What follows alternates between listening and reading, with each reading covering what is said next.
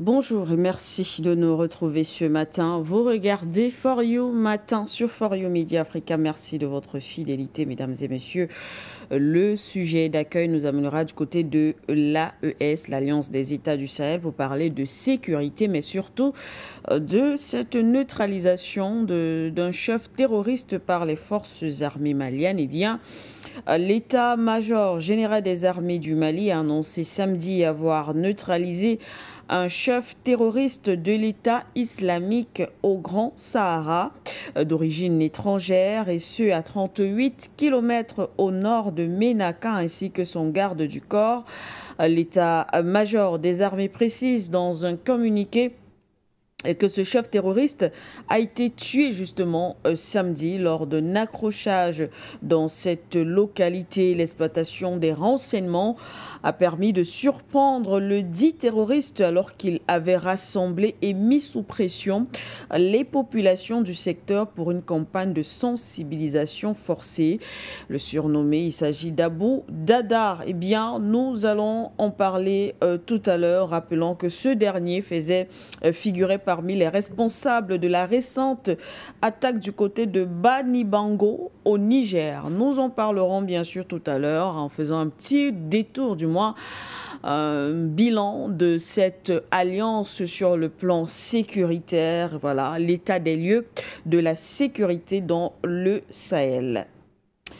Et puis le thème principal de ce matin, c'est bien sûr la Côte d'Ivoire pour parler de la présidentielle. On le rappelle toujours, l'élection est prévue en octobre 2025. Eh bien, est-ce la fin finalement pour Laurent Gbagbo et Guillaume Soro, pour être précise? On rappelle que ces derniers ont été écartés de la course à la présidentielle. À leur côté, bien sûr, Charles Blé Goudé ou encore M. Thiam. Eh bien, Laurent Gbagbo et Guillaume Soro ont vu leur recours rejeté, c'était jeudi, par la Cour africaine des droits de l'homme, car ils avaient saisi cette institution. Les deux figures de l'opposition dénonçaient des violations de leurs droits, mais la juridiction a jugé que leur demande était infondée ou encore irrecevable. Fin de parcours définitivement pour Laurent Gbagbo et Guillaume Soro. Nous en parlerons tout à l'heure, en rappelant que de son côté, Charles Blé Goudé ne semble pas baisser les bras. Voilà, mesdames et messieurs, le menu de ce matin. Merci une fois de plus d'être avec nous.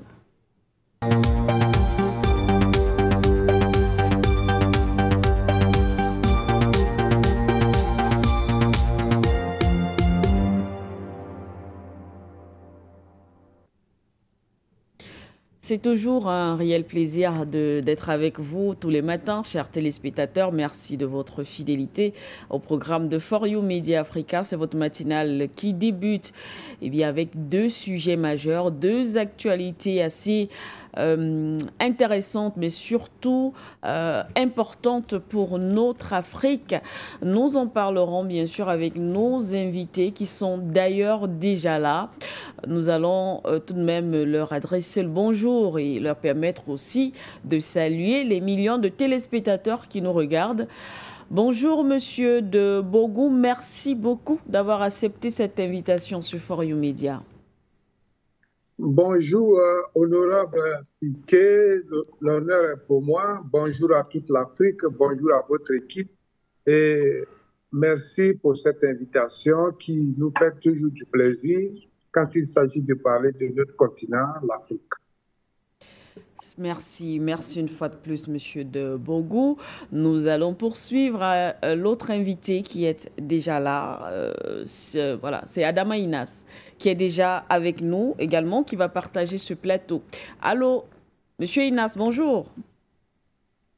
Bonjour Sigue, bonjour à Monsieur Sylvain de Bogo, bonjour à tous les téléspectateurs de Follow Media, bonjour aux techniciens, au PDG, à tous vos collègues. Mon bonjour particulier également au peuple burkinabé qui participe à cœur joie aux différentes initiatives du capitaine Ibrahim Traoré. Et également bonjour à toute la galaxie panafricaniste. Merci pour l'invitation. Merci une fois de plus, Adama Inassé. Merci d'être avec nous. Eh bien, chers téléspectateurs, vous l'avez donc compris, le décor est planté. Eh bien, on rappelle que vous nous suivez aussi à travers la 96.3 FM For You Radio du côté du Cameroun, mais aussi à travers nos différents satellites, du moins dans lesquels nous émettons.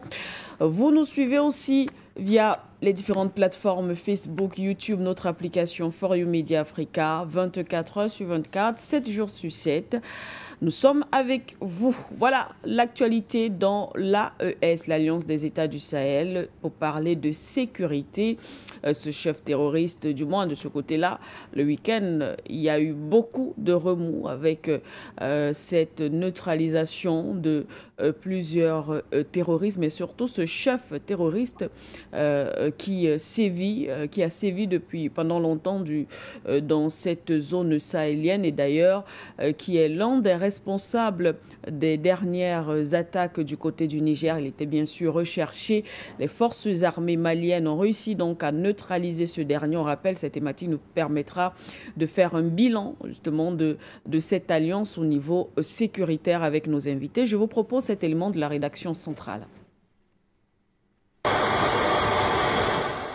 L'étau se resserre sur les terroristes. La vaste contre-offensive lancée à travers l'ensemble du territoire national se poursuit en vue de briser la dynamique récente des attaques obscurantistes. Dans ce cadre, la traque des groupes armés terroristes obtient des résultats significatifs grâce aux efforts des services de renseignement et la proactivité des FAMA.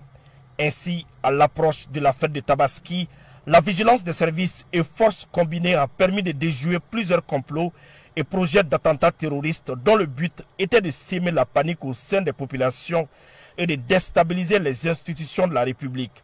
En coordination avec des relais financiers et médiatiques prêts à exploiter leur action, des cellules infiltrées dans certaines grandes villes ont été démantelées, de nombreux complices arrêtés et d'autres encore sous surveillance. Dans la profondeur, de nombreuses bases logistiques servant à la préparation des attaques ont été repérées et détruites. Plusieurs actions terrestres et aériennes ont été menées au cours des dernières 24 heures, dont les plus notables sont: le 6 juin 2025, un important plot logistique terroriste de carburant a été identifié et détruit dans les secteurs de Boulkessi et Douna. Le 6 juin 2025, également, les FAMA ont débusqué et détruit le plot logistique terroriste de Kardiba à l'est de Gourma-Raourous, région de Tombouctou. Cet important dépôt comprenant plus de 1000 barriques de carburant qui servait de point de ravitaillement aux terroristes a été détruit avec efficacité par les vecteurs aériens. Ce 7 juin 2025, suite aux renseignements précis et après de longues heures de surveillance, les FAMA ont détruit une importante base terroriste à l'est de Zaro, dans la localité de Gourma-Raourous. Cette action a permis de détruire un poste de commandement contenant des équipements et moyens de transmission, 3 véhicules embarquant des combattants terroristes et d'importants stocks logistiques. Ce 7 juin 2025, concomitamment avec l'action des Zaro, un raid aérien a détruit une base terroriste aux environs d'Essouk, à 45 km au nord-ouest de Kidal. Les ratissages et raids aéroterrestres continuent. D'intenses efforts sont activement menés pour identifier et déjouer d'autres tentatives en cours de préparation. L'état-major général des armées se félicite du soutien constant des populations et magnifie leur légendaire résilience qui leur permet de ne pas succomber à la psychose que l'ennemi cherchait à installer. Grâce à cette compréhension de la stratégie des terroristes et de leurs alliés, les Maliens savent garder leur calme même en cas de nouvelles attaques réussies. L'état-major général des armées rassure que tous les moyens sont mis en œuvre pour rechercher et détruire les groupes armés terroristes, leurs sanctuaires et caches logistiques sur l'ensemble du territoire. L'état-major général des armées met en garde contre toute complicité avec les groupes armés terroristes sans foi ni loi.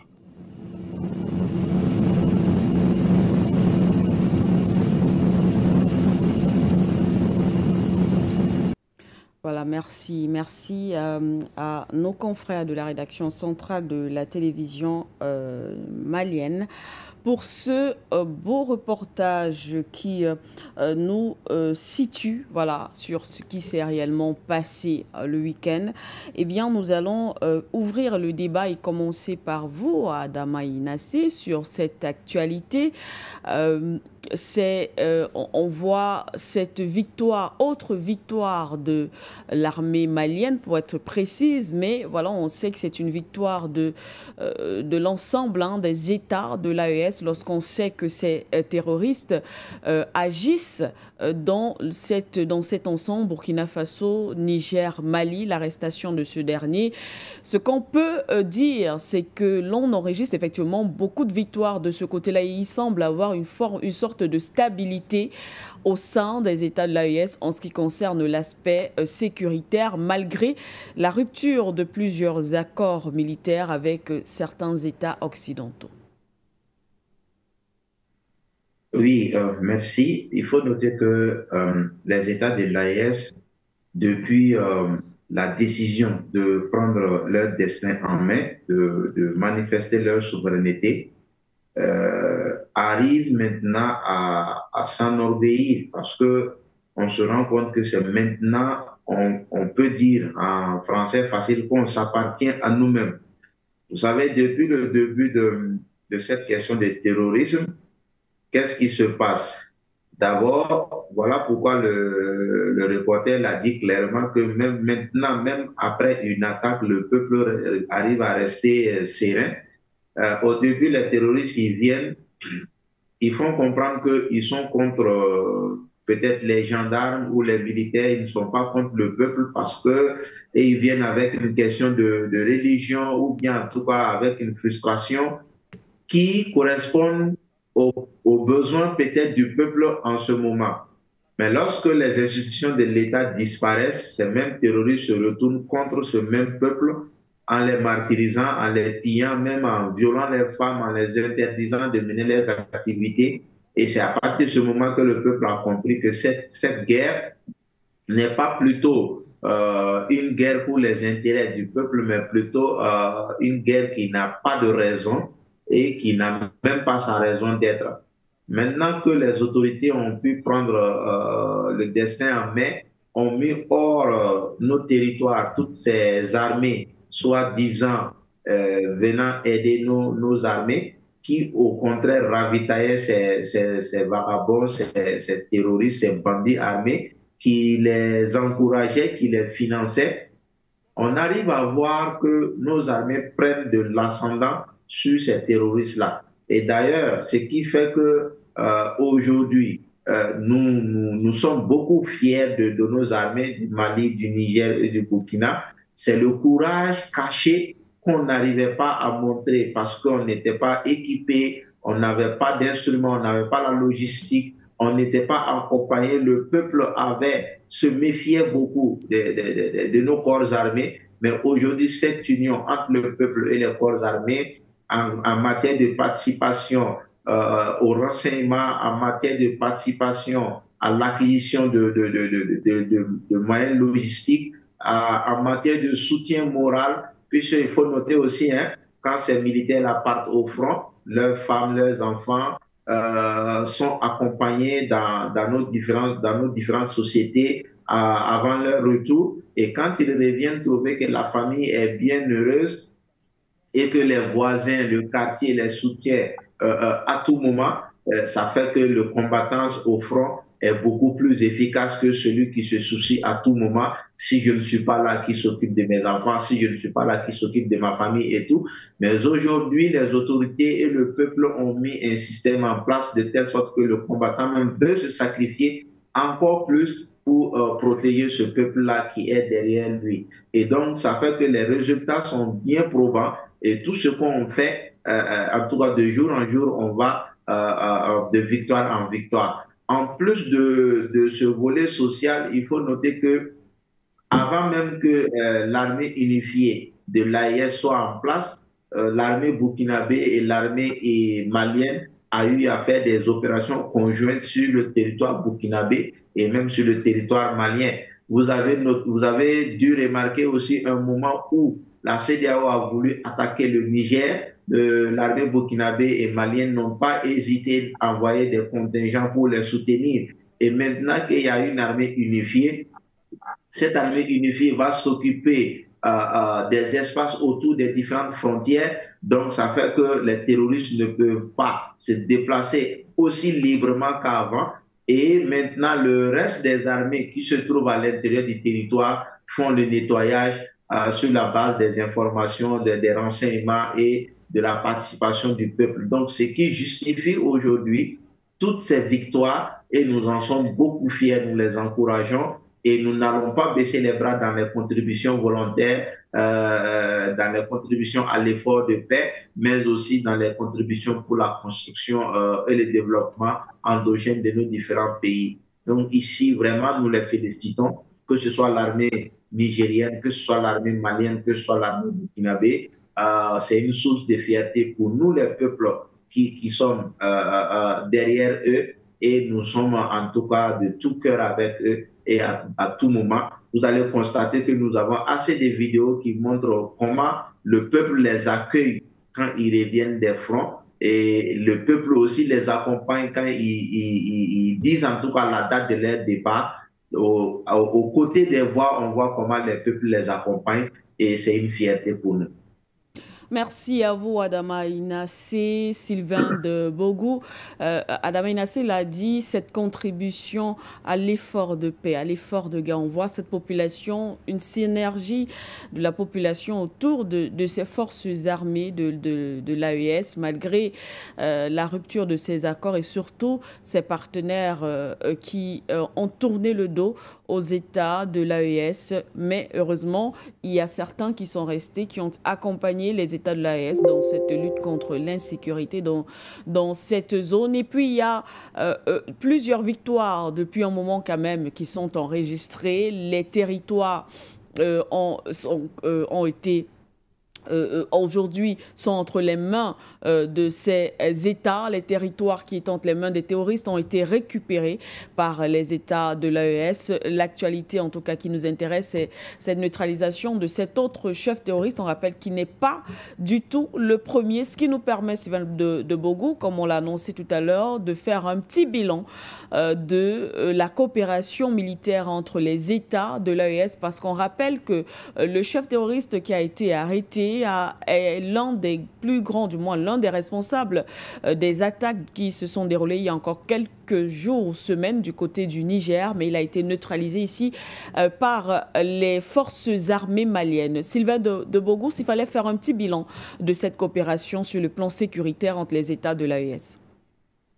Oui, la neutralisation de ce chef de guerre, de ce terroriste, démontre combien de fois les idées qui avaient été propagées, l'Afrique ne peut pas se prendre en charge, la coopération interafricaine n'est pas possible, est éclatée, vous voyez. Et vous avez vu que les frontières au sein de cette zone appelée désormais l'AES, ces frontières ne sont plus poreuses comme on le voyait auparavant entre ces États où un individu pouvait aller assassiner, commettre des bêtises d'un côté et traverser la frontière pour venir de l'autre côté se cacher.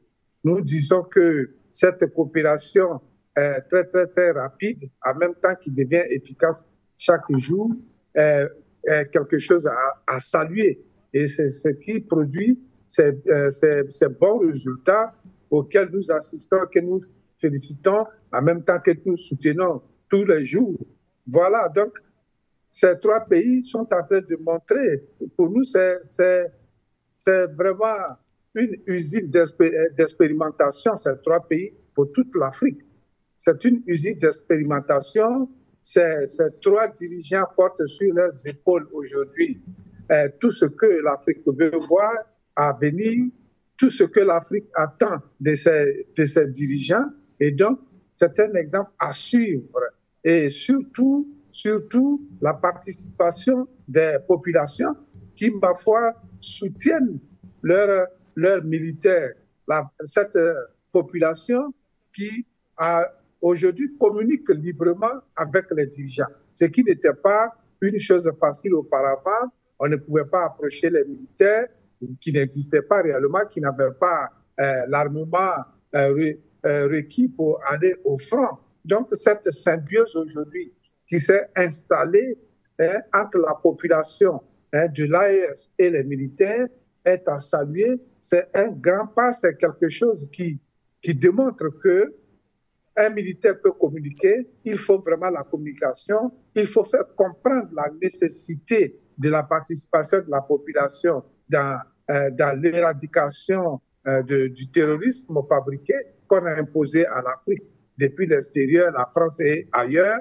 Et donc, nous saluons également cela. Nous disons que la population qui a souffert pendant des décennies, malgré la présence des troupes étrangères, françaises et autres, cette population aujourd'hui reprend confiance. On se souvient de Kidal, on se souvient de Tombouctou, de tous ces lieux qui étaient vraiment en proie à l'agression ou bien aux agressions même des terroristes. Et nous disons bravo.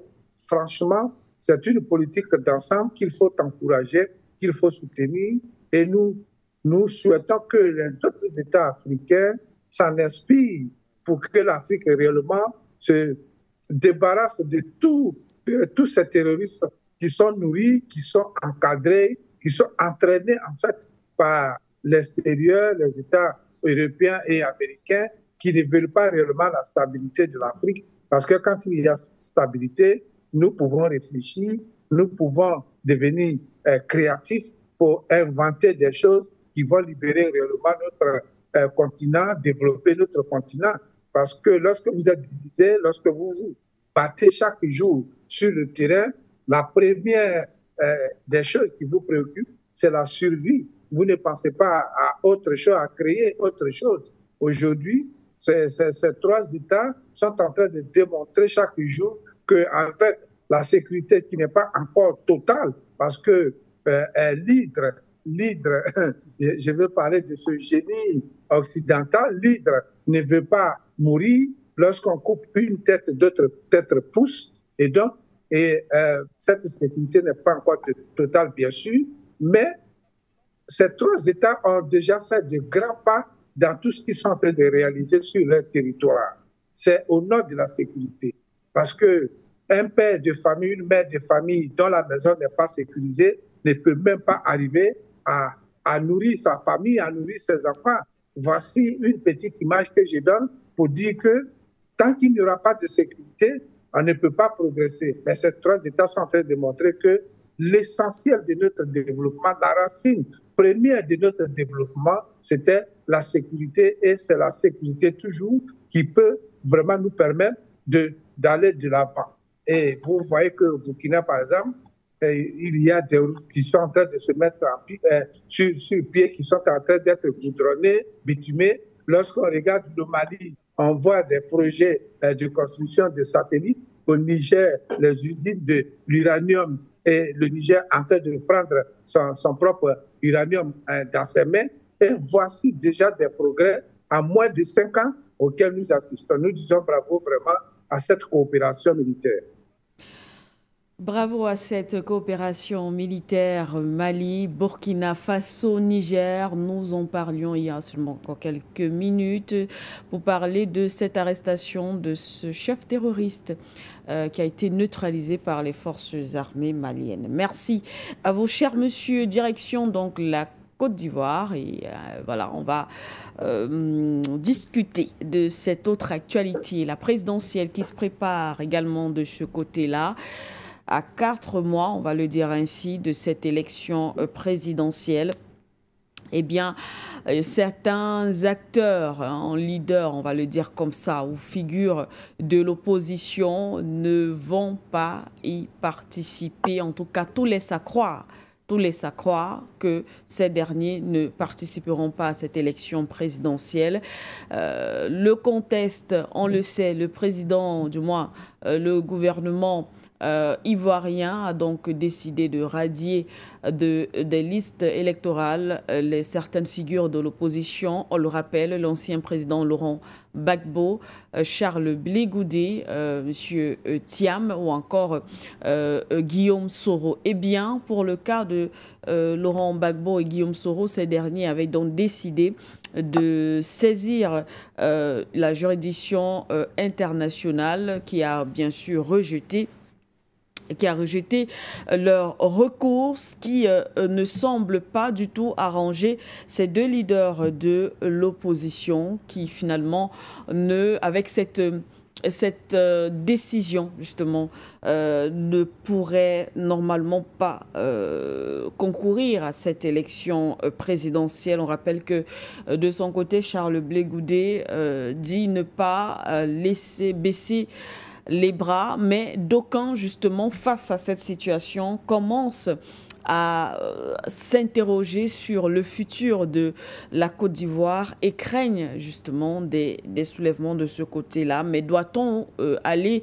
jusque-là? Est-ce possible que cela entraîne un autre climat de tension dans le pays? Si oui, comment éviter cela? Parce que c'est ce qui nous intéresse le plus, mais nous avons d'y arriver. Nous allons d'abord analyser effectivement ces dernières informations, cette Cour africaine qui rejette donc le recours ou alors les recours de Laurent Gbagbo et Guillaume Soro. Que vont-ils faire à présent? Nous allons déjà commenter la décision de la Cour africaine. Sylvain de Bourgou, j'ouvre avec vous sur cette question. Laurent Gbagbo, Guillaume Soro, est-ce la fin finalement pour ces deux figures de l'opposition?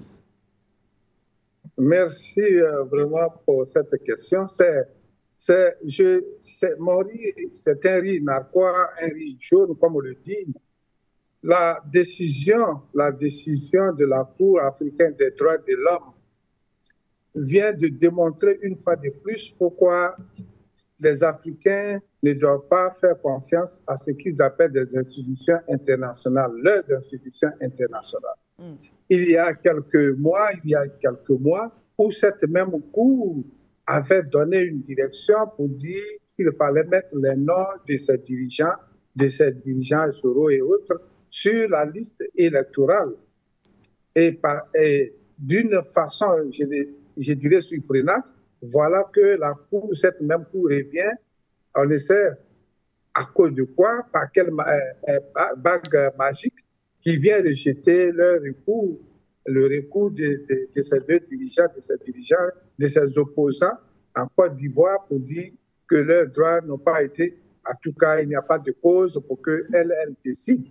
Nous disons que c'est très malheureux et nous voyons même en cela une sorte de corruption de cette Cour, une Cour qui aujourd'hui ne mérite pas pour nous autres là, suite à cette décision, qui ne mérite aucun respect, vraiment aucun respect, et nous analysons cette situation avec froideur parce que cette Cour, il faut le dire également, nous l'avons souligné quelque part, que ces deux dirigeants pour nous ont fait une erreur, ou bien si c'est pour l'histoire, mais c'est pour nous une erreur en allant même vers cette Cour. Il fallait aller au-delà de cette Cour, parce que Alassane Dramane Ouattara a retiré la Côte d'Ivoire de cette Cour, et il a fui cette Cour parce qu'elle n'a pas pris de décision en sa faveur auparavant concernant Soro Diop.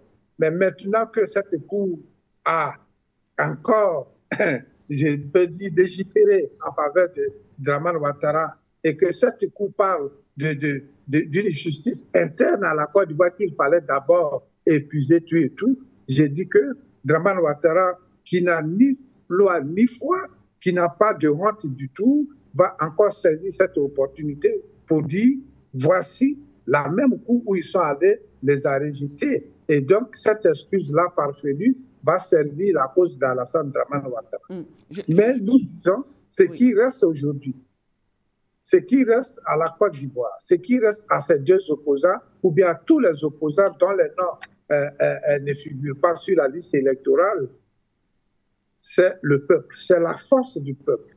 Ce peuple ivoirien doit être galvanisé pour que des responsabilités soient vraiment prises. Et c'est pour cela que nous ne cesserons jamais d'appeler à l'union effective des opposants.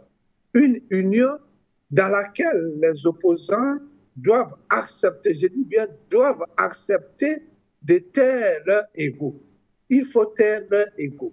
Il faut aller à l'essentiel qui est la survie même de la Côte d'Ivoire. Parce que cette Côte d'Ivoire aujourd'hui, elle appartient non pas aux Ivoiriens, mais à plusieurs États extérieurs qui sont venus prendre des parties de ce pays. C'est un gâteau qui est divisé entre plusieurs États. C'est cela la survie de l'État. Et au nom des Ivoiriens qui souffrent, au nom de la ménagère qui n'arrive pas à nourrir ses enfants, au nom du fonctionnaire qui travaille pendant 6 mois, 1 an, qui n'arrive pas à toucher son salaire, les leaders charismatiques ou nouveaux doivent réellement taire leur ego. La politique ou bien les problèmes individuels devaient être classés au second plan pour qu'ils se mettent ensemble sur une même table pour vraiment discuter de l'essentiel qui est la survie de l'État ivoirien. Mais je vous relance, Monsieur de Bourgou, je vous relance avec ce premier arrêt, justement, l'une des décisions, pour commenter l'une des décisions de la Cour africaine des droits de l'homme et des peuples à propos, et en ce qui concerne précisément Laurent Gbagbo. La Cour estime que Laurent Gbagbo n'avait pas apporté la preuve de ces allégations et a décidé que la Côte d'Ivoire n'avait pas violé son droit de participer directement librement à la direction des affaires publiques. La Cour ajoute également que Laurent Gbagbo n'avait pas été victime de traitement inégalitaire. Oui, lorsque cette Cour décide ainsi, tout gamin de l'école primaire peut rigoler devant cette décision. Laurent Gbagbo, d'abord, quand ils disent que Laurent Gbagbo, cette Cour dit que Laurent Gbagbo n'a pas apporté les preuves, n'a pas été, en tout cas, ne souffre pas de choses de maltraitance et tout. Mais regardez un premier pas. Un ancien président n'est pas jugé par une cour quelconque. Il y a une cour spécialisée qui juge un ancien président ou bien les hauts cadres, même j'allais dire, les hauts cadres d'une nation. Un ancien président comme Laurent Gbagbo ne doit pas être jugé par une cour qui jugerait Sylvain de Bourgou. Non, à ce niveau, nous ne sommes plus les mêmes personnalités. On n'a pas les mêmes données. Donc, c'est une cour spécialisée qui juge le président Laurent Gbagbo et qui a envoyé le président Laurent Gbagbo à La Haye. C'est Alassane Dramane Ouattara, dans un meeting présidentiel, qu'il a envoyé à La Haye. Et donc, il savait où le président Laurent Gbagbo était. Et donc, on ne peut pas juger le président Laurent Gbagbo par contumace. Vous voyez, c'est lorsqu'on ne sait pas où l'accusé n'est pas qu'on parle de contumace. Vous comprenez, madame? Oui. Alors, nous disons que c'est une fuite en avant, une fuite vraiment de la part de cette Cour africaine des droits de l'homme. Ensuite, on parle d'une liste électorale. On parle de braquage de banques. Le président Laurent Gbagbo n'a pas braqué de banques. La CEDEAO, pas la CEDEAO, la BCEAO du moins, elle-même dit qu'elle n'a pas été braquée. Laurent Gbagbo s'est servi simplement de l'argent qui revient à la Côte d'Ivoire pour payer même ses juges et ses fonctionnaires en Côte d'Ivoire et même les militants de Alassane Dramane Ouattara qui l'accusent en tout cas de braquage de banque.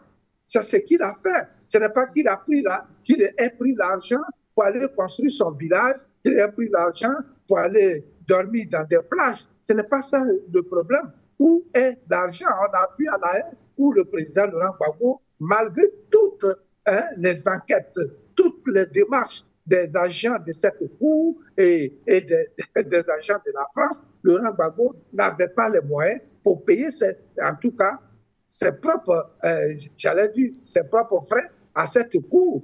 Donc, il faut que cette cour-là devienne responsable. Mais à ce niveau aujourd'hui, c'est malheureux parce qu'elle s'est dédiée, elle a renié ce qu'elle avait dit au départ, elle a rejeté ce qu'elle avait dit au départ. Et aujourd'hui, cette cour-là tombe en disgrâce pour nous parce qu'elle n'a pas été courageuse pour dire le droit. Elle a fui ses responsabilités historiques dans cette situation ivoirienne qui est au bord de l'implosion. Merci à vous, Monsieur de Bourgou. Il y avait pourtant cette lueur d'espoir en 2020, on le rappelle, c'était en septembre.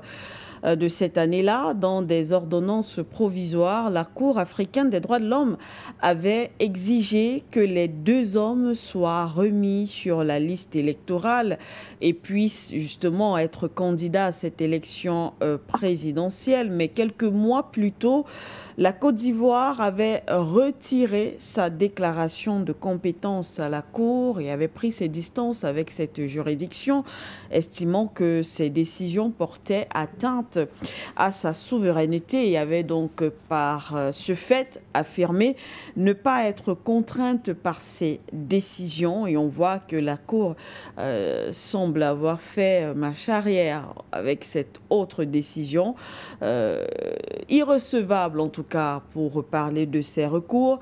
Adama Inassé, dans cet autre arrêt, au-delà, du moins à côté de ce qui a été dit ou pris comme décision en ce qui concerne Laurent Gbagbo, pour le cas de Guillaume Soro, voilà, sa requête a été jugée irrecevable car il restait des recours internes au requérant lorsqu'il avait déposé sa requête. Voilà un autre argument qui a été avancé par la Cour africaine des droits de l'homme, même si M.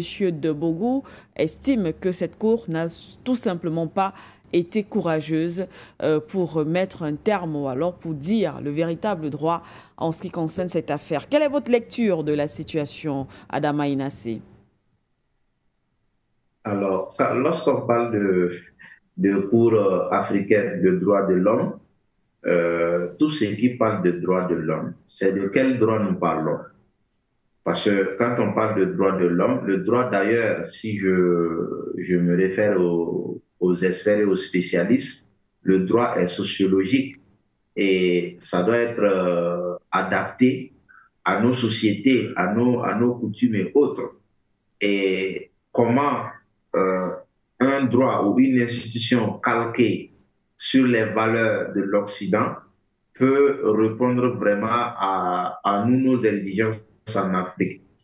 Et au-delà, il faut savoir que les candidats qui sont écartés des élections ne sont pas de simples candidats, ce sont des gens que l'Occident connaît très bien et ils connaissent leur bord politique. Ils connaissent leur engagement pour leur peuple, pour leur pays, et ils savent que c'est des gens qui sont engagés à ne plus collaborer avec la France-Afrique ou en tout cas ce système impérialiste. Alors, qu'est-ce qui amène tous ces remous-ménages? En fait, lorsque le président Laurent Gbagbo a pris le pouvoir en Côte d'Ivoire, peut-être en son temps, beaucoup n'avaient pas su ce qu'il faisait. Mais les Occidentaux savent où Laurent Gbagbo conduisait la Côte d'Ivoire et quels sont les intérêts qui leur empêchaient d'avoir. Aujourd'hui, permettre à Laurent Gbagbo ou à Guillaume Soro, qui a compris également les manœuvres occidentales en restant aux côtés de Alassane Dramane Ouattara, a également compris comment gérer la Côte d'Ivoire et permettre au peuple ivoirien d'être celui qu'il est et non celui que les Occidentaux veulent. Donc cette Cour dite de droits de l'homme, d'abord, qui ne légifère pas en fonction des réalités des différents pays, ne peut pas prendre des décisions qui pourraient arranger les Ivoiriens et qui n'arrangeraient pas les Occidentaux. Vous savez, toutes ces institutions fabriquées, que ce soit l'Union africaine, que ce soit la CEDEAO, que ce soit cette Cour de justice, il faut noter que c'est des institutions calquées ou en tout cas des institutions imposées par les impérialistes afin qu'on puisse nous maîtriser quand l'un d'entre nous ne va pas dans le sens de eux, les Occidentaux, et qu'ils ne peuvent pas ouvertement se permettre de venir décider. Alors, qu'est-ce qu'ils font? Ils vont inciter ces différentes institutions à prendre des décisions, lesquelles décisions d'ailleurs sont leurs injonctions. Donc ici, ce n'est même pas une question de courage de prendre une décision contre la Côte d'Ivoire, mais c'est une question de principe. Ils ne peuvent pas, ce n'est pas une question de courage, leur fonctionnement même ne répond pas à ce que les Africains soient avantagés ou à ce que les Africains aient gain de cause quand il s'agit de la souveraineté ou en tout cas d'une bonne gestion de nos différents pouvoirs. Donc, on pourrait être surpris si ces institutions même étaient créées par la volonté de nous-mêmes Africains. Mais on n'est pas surpris que cette Cour prenne des décisions opposées du jour au lendemain, parce que leur fonctionnement même, c'est des fonctionnements qui ne répondent même pas aux normes.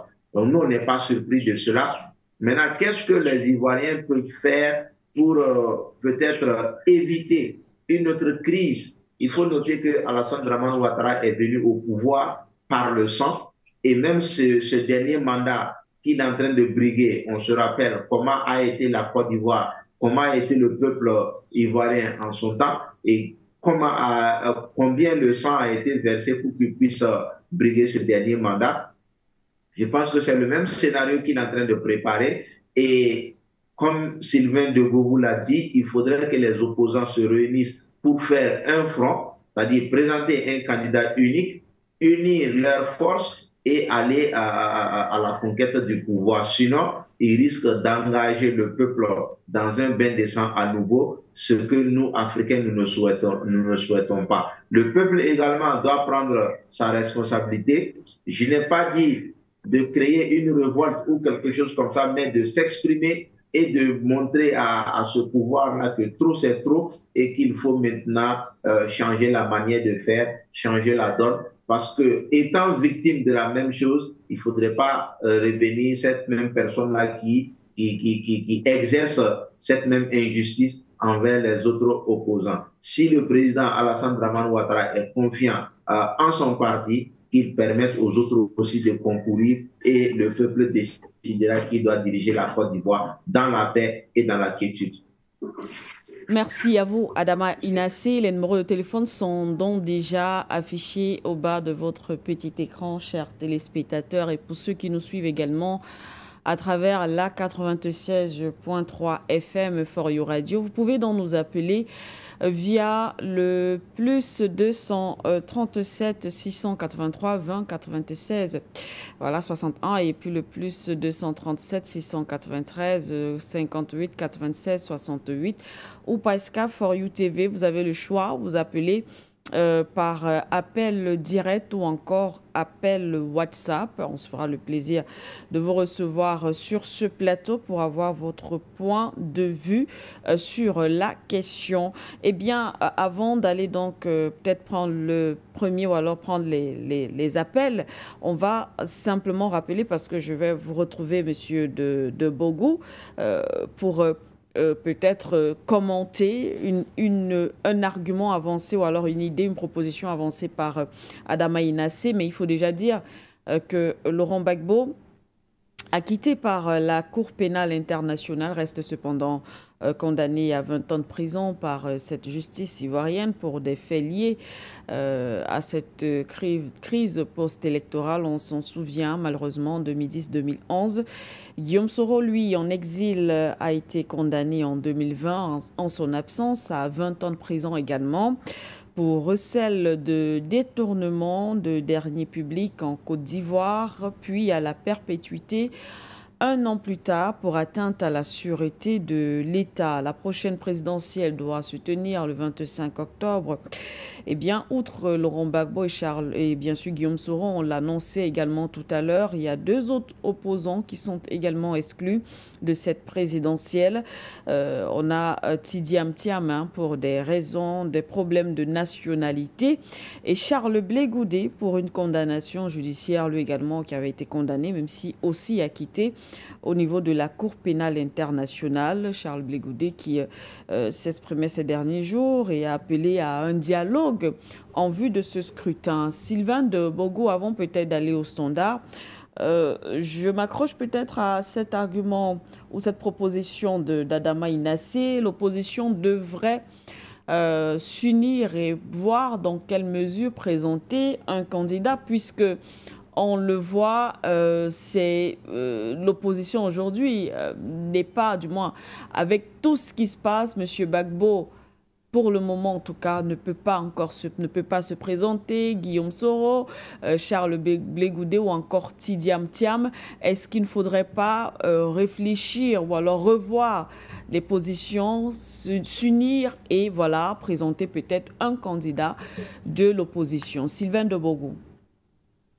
Oui, je le disais tantôt, je disais que les opposants doivent vraiment taire leur ego, chacun de son côté, et se mettre ensemble sur une table pour choisir un candidat.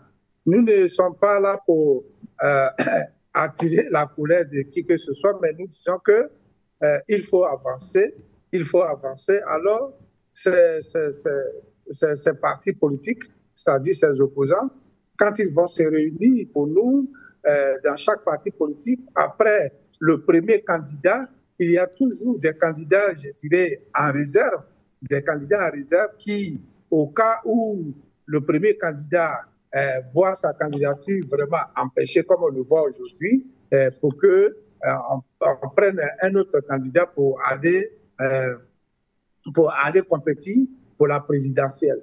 Voilà, donc, à ce niveau-là, nous pensons que c'est ce qu'il faut faire et nous proposons même, au-delà de cela, nous proposons que l'opposition, après sa réunification, parle même de repousser les élections quelque part, au moins, parce que c'est une question de campagne, c'est une question d'information sur le plan national, c'est une question de mobilisation pour que la population soit en même temps au parfum de ce qui aura été décidé du côté de l'opposition. Ce n'est pas maintenant que les opposants doivent parler de leur individualité, de leur intérêt individualiste.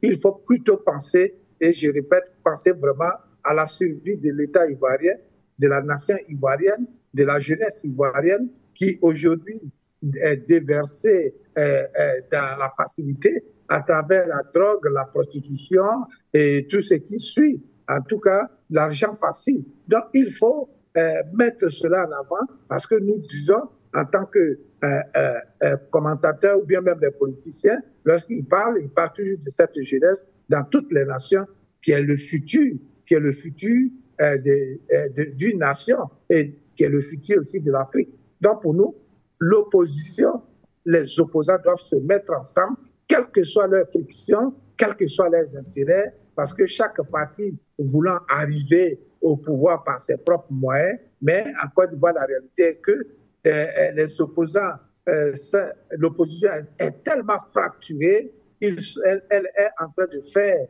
le lit d'Alassane Dramane Ouattara pour qu'il continue encore de gérer ce pays-là, que ce soit lui-même ou bien son petit frère ou bien son fils Téneb Brahima, qu'il a avancé désormais au rang de vice-président dans leur parti. Donc, nous voyons la progression de ce monsieur, nous voyons la ligne qu'il est en train de prendre. Et on l'a entendu la dernière fois, quand son parti lui a demandé d'être candidat, il s'est retiré, selon lui, pour aller réfléchir, pour prendre la décision adéquate. Donc, nous disons que l'opposition, quelle que soit leur division, ils doivent atteindre. C'est surtout une question d'ego. Ce n'est pas une division idéologique en tant que telle. Parce qu'aujourd'hui, nous voyons des partis qui étaient censés ne pas se mettre ensemble jamais, c'est-à-dire la gauche, la droite. Aujourd'hui, ces partis-là se sont mis ensemble dans des coalitions, dans des plateformes. Donc, qu'est-ce qui reste aujourd'hui à cette opposition? Qu'est-ce qui empêche cette opposition de se mettre ensemble définitivement et dire voici celui qu'on a choisi pour qu'on aille au front? Merci à vous, Sylvain de Bogou. Eh bien, justement, nous allons aller au standard et prendre l'avis de nos téléspectateurs qui vont également participer à ce débat. Et nous allons en Côte d'Ivoire. Madame Fromager, nous vous accueillons ce matin. Bonjour. Bonjour. Bonjour, Madame Manuela. Bonjour à vos invités. Merci de me donner la parole, Madame Manuela. Alors, moi, je vais parler de d'abord la décision de la Cour africaine des droits de l'homme. Oui. Moi, je vais vous dire que cette décision-là, elle est de nul. Cette décision, elle est nulle et de nul effet pour nous. Vous comprenez? La décision de la Cour africaine qui vient de tomber là, pour nous, elle est de nul et de nul effet. Parce qu'en 2020, quand cette même Cour africaine a rendu la décision dans laquelle elle demandait à l'État de Côte d'Ivoire, elle ordonnait à l'État de Côte d'Ivoire de réintégrer le président Laurent Gbagbo. L'État de Côte d'Ivoire a dit en Mondovision que cette décision-là, l'État ne va pas l'appliquer parce qu'elle est de nul et de nul effet. Et l'État de Côte d'Ivoire n'a pas appliqué cette décision. Elle est même sortie de la Cour africaine des droits de l'homme pour ne pas appliquer la décision qui lui ordonnait de réintégrer le président Laurent Gbagbo. L'État de Côte d'Ivoire est sorti de la Cour africaine des droits de l'homme. Vous comprenez, Mme Manuela Siki? Oui. Donc, pour nous, cette deuxième décision-là, elle ne compte pas. Elle ne compte pas pour nous. Et la Cour africaine des droits de l'homme vient de démontrer aux yeux du monde, vient de démontrer à ceux qui disaient encore qui accordaient du crédit à cette Cour-là, cette Cour-là vient de démontrer qu'elle est nulle et de nul effet. Quand j'ai fini de parler de cette Cour moribonde africaine, je vais venir parler de ce que la proposition de vos invités. Mon frère burkinabé qui dit comme ça que, mais je la comprends, hein, chacun donne son point de vue. Mais vous comprenez? Oui. En Côte d'Ivoire, ici, il ne s'agit pas de mettre l'opposition ensemble pour que cette opposition-là ait un seul candidat. Ce n'est pas de ça qu'il est question. Vous comprenez? Même si toute l'opposition de la Côte d'Ivoire se met ensemble et qu'elle choisit une seule personne pour aller contre ce gouvernement, mais l'opposition-là va perdre.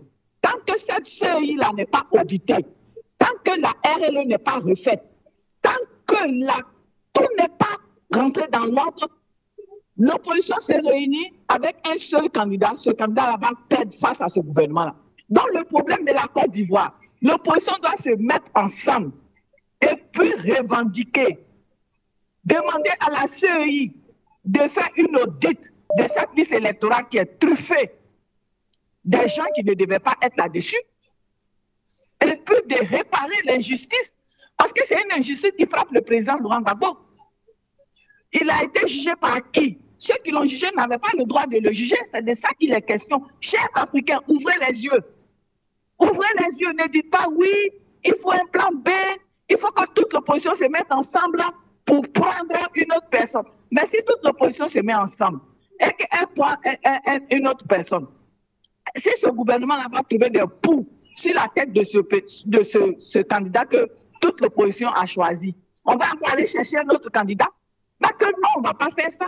Il faut lutter pour réparer l'injustice qui s'abat sur notre pays. C'est de ça qu'il est question. L'opposition va se mettre ensemble pour revendiquer.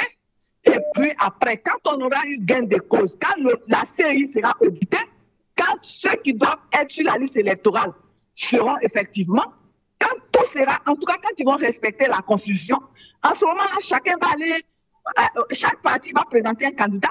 Et maintenant, celui qui va arriver en bonne position, les autres là vont l'accompagner.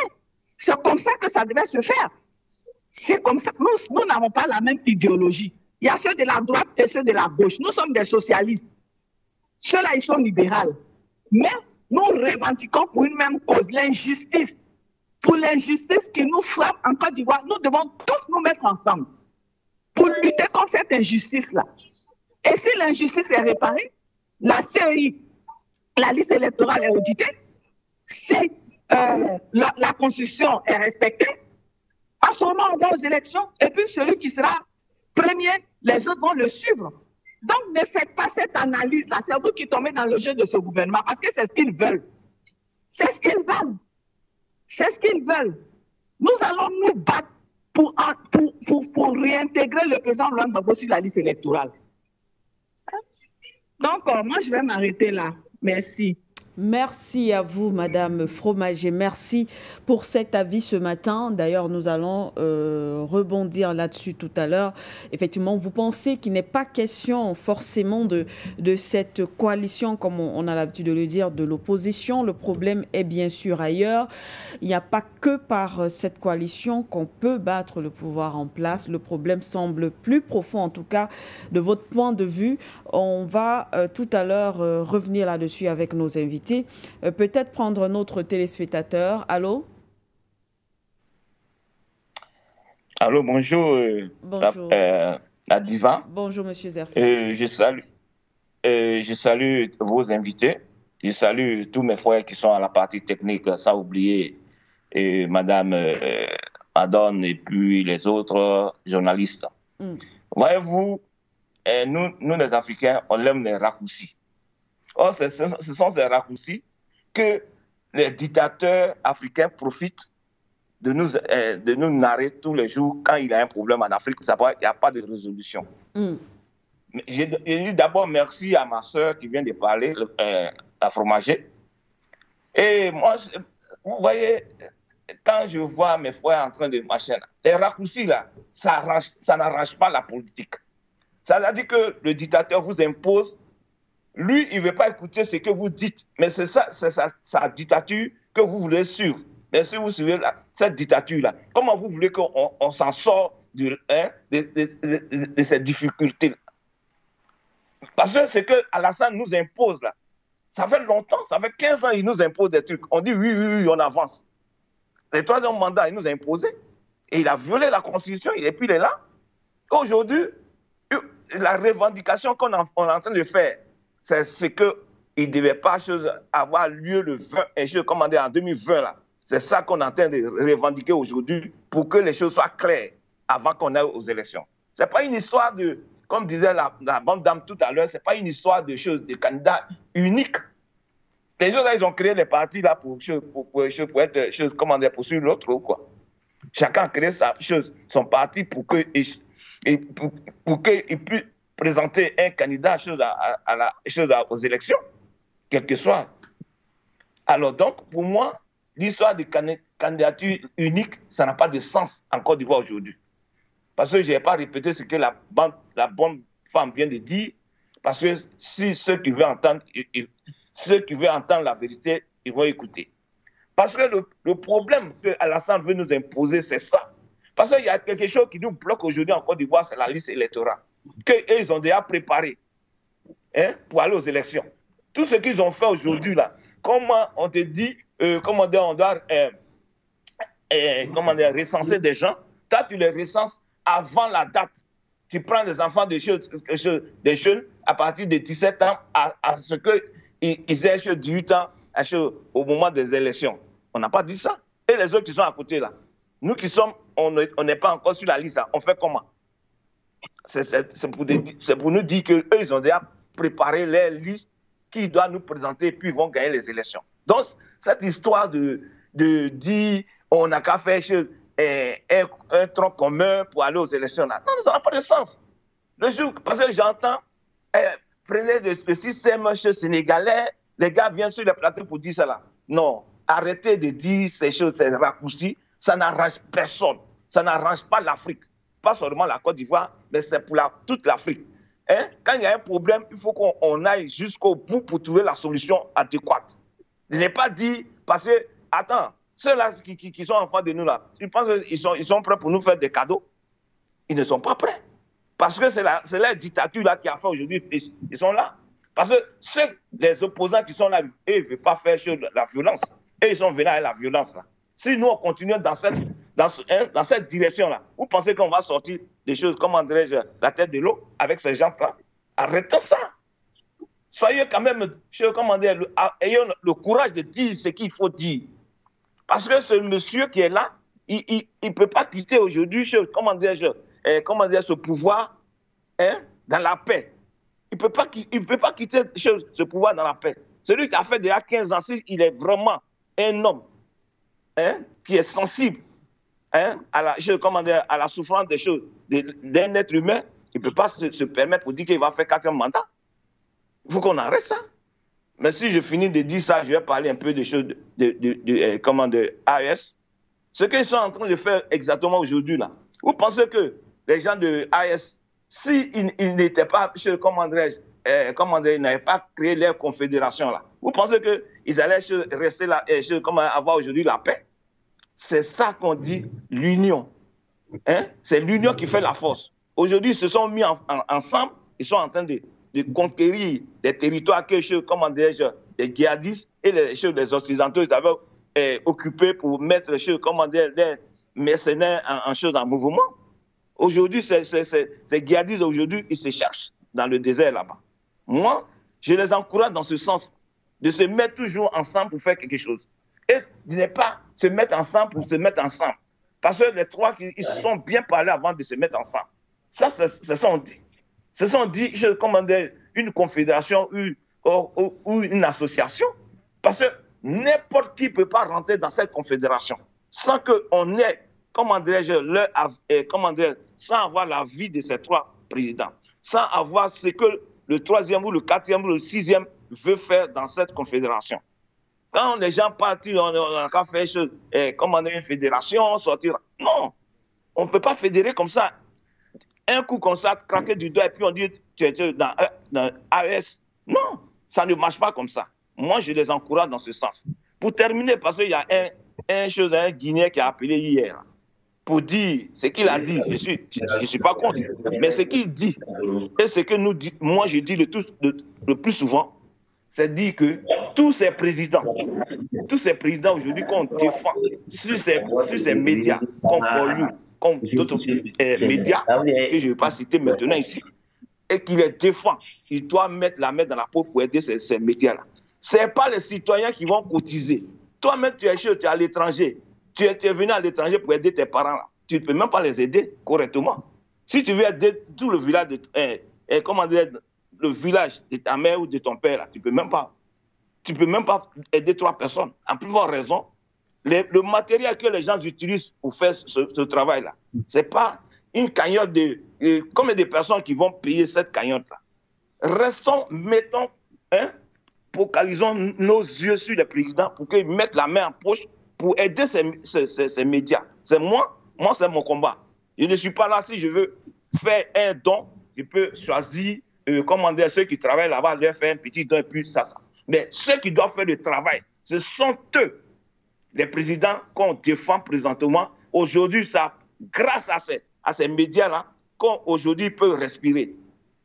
Alors donc, il ne faut pas dire, mettons, cagnotte ou sortir, rentrer là. Ceux qui doivent, on a quand même l'accent sur ces présidents-là pour faire sortir un peu 0,1% pour donner à ces médias pour qu'ils puissent avoir du matériel conforme à leur travail. Je m'arrête là. Merci, la diva. Merci à vous, monsieur Zerfel. Merci pour cet avis ce matin. Merci d'avoir partagé ce petit moment avec nous sur For You Media Africa. Le standard reste bien sûr ouvert. Appel direct au WhatsApp. Est-ce qu'il y a un autre appelant? On va d'abord relancer nos invités. Allô? On prend un autre téléspectateur. Bonjour, Madame Siké. Bonjour, merci, ça va très bien. C'est M. Cyr depuis l'Éthiopie. J'aimerais vous poser 2 questions, d'accord? Oui. Ma première, c'est quand on parle de bataille, quand on parle de combat, est-ce qu'il y a déjà eu une fois un combat qui se fait où on se regarde juste et puis ça se règle? Un combat, c'est violent. D'accord? Un combat, c'est violent et un combat, c'est à la sueur du front et souvent à la sueur du sang que l'on gagne ce combat. Deuxième des choses, je ne sais pas si For You Media reçoit des pressions depuis 2 jours ou quelque chose pour essayer d'adoucir un peu les avis ou les trucs, je peux comprendre. Mais j'aimerais demander, lorsque par exemple France 24 appelle le peuple ukrainien à sortir pour se défendre, quand les médias européens appellent les peuples hongrois ou je ne sais plus c'était dans quel pays en Europe dernièrement pour faire chasser leur président ou pour sortir dans la rue pour changer, ça c'est un appel à la violence, oui ou non? Est-ce que ça, on appelle ça un appel à la violence? Pourquoi c'est dans notre cas que lorsqu'on demande à des peuples qui souffrent depuis 2020, qui souffrent depuis 2015, qui souffrent depuis 2010, qui souffrent depuis 2002, de prendre leurs responsabilités et de faire en sorte que, parce que toutes les voies normales, légales, législatives, constitutionnelles, selon la Constitution qu'on nous a, sont épuisées. Ils font quoi, Madame Psyché? Qu'est-ce qu'ils doivent faire? Quand on parle d'ego, je suis désolé. Aujourd'hui, monsieur Debougou, vous ne pouvez pas dire que le président Gbagbo se bat pour qu'on appelle ça, pour une question d'ego. Non. Après tout ce qu'il a sacrifié dans sa vie, après tout ce qu'il a fait depuis 2002, en 2002, malgré la crise, malgré tout ce qu'il a eu à subir, si aujourd'hui ce monsieur-là vient se présenter pour demander à ce que qu'on fasse ce combat-là dans la paix, bon, quand bien même, c'est antinomique, mais quand même, quand il vient le faire au risque de sa vie, au risque de sa santé, est-ce que ça, là, on peut parler d'ego? À un certain moment, je pense que, comme je disais, peut-être qu'il y a des pressions et tout, mais à un certain moment, ce n'est pas à nous, ok, d'être toujours ceux-là, ceux qui on tape, ceux qui on parle, à qui on doit donner des invectives, ok, alors que de l'autre côté, les autres se forment, les autres se radicalisent, ok. Aujourd'hui, vous avez des médias européens qui disent, une fois, dès qu'on entend quelque chose qui est pour la Palestine, c'est antisémitisme. Nous, quand on est en train de nous taper, de tuer nos enfants, d'éventrer nos femmes, ça, ce n'est pas du racisme, c'est un change, c'est une révolution, c'est une rébellion. Il faudrait qu'on arrête cela. Il faudrait que l'on prenne nos responsabilités et que nous puissions dire les choses telles quelles. Parce qu'on est entre Africains. For You Media est une chaîne africaine. On est entre Africains et on se doit de se parler comme des Africains à la vérité de nos natures, de nos cultures et de nos traditions. Merci beaucoup. Merci à vous également, monsieur. Simplement rappeler que For You Media, vous l'avez dit, nous comprenons très bien, nous comprenons vraiment très bien. Mais n'oubliez pas qu'il y a beaucoup de paramètres également. Vous avez cité France 24. For You Media est un média privé qui roule sous fonds propres. L'Afrique n'a pas encore son satellite, donc For You Media facilement, vous le savez, peut être banni de ces différents satellites. Et là, vous ne pourrez plus nous suivre. For You Media pourrait être suspendu sur Facebook ou YouTube. Déjà, vous pouvez d'ailleurs l'apercevoir, hein. For You Media a été bloqué dans différents pays par rapport au sujet que nous abordons ici sur les plateaux. Sa portée a été limitée par ces différentes plateformes à cause justement, une fois de plus, des sujets que nous abordons sur ce plateau. Alors, tant que nous n'aurons pas encore une certaine autonomie, nous sommes obligés, voilà, nous sommes obligés de nous soumettre d'une façon ou d'une autre à cette idéologie, pas idéologie, mais nous sommes obligés de respecter plus ou moins certains canaux, même si nous ne sommes pas d'accord, parce que nous pourrons être victimes de suspension ou encore mieux, pire, de blocage. Et là, on n'aura plus For You Media et là, vous ne nous recevrez plus. Contrairement à ces autres chaînes occidentales qui sont soutenues non seulement par les États, par cet État français, ces chaînes également sont dans ces bouquets qui appartiennent à ces États. Donc, ces chaînes ne peuvent pas être suspendues de ces différents bouquets ou alors satellites, contrairement à For You Media Africa. Donc, c'est important aussi de regarder tous ces différents paramètres. Nous faisons vraiment de notre mieux pour vous satisfaire, mais nous subissons également beaucoup de sanctions.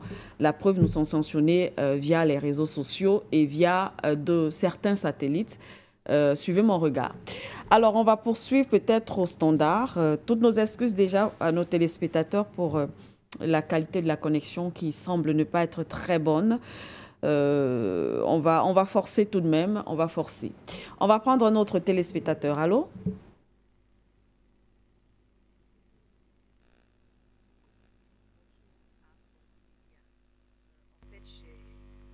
Allô? Allô?